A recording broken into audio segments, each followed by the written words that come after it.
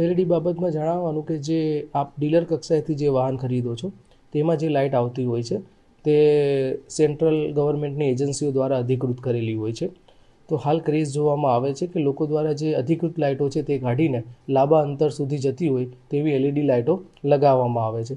આ જે કામગીરી કરવામાં આવે છે તે તદ્દન બિનઅધિકૃત છે. હાલ સુધીમાં 200 ઉપરાંત મેમા બનાવવામાં આવ્યા છે તથા 5 લાખ કરતાં વધુ રકમનો દંડ વસૂલ કરવામાં આવ્યો છે તથા અમારી 2 ટીમ છે એ રાતે ચેકિંગ કરતી હોય છે.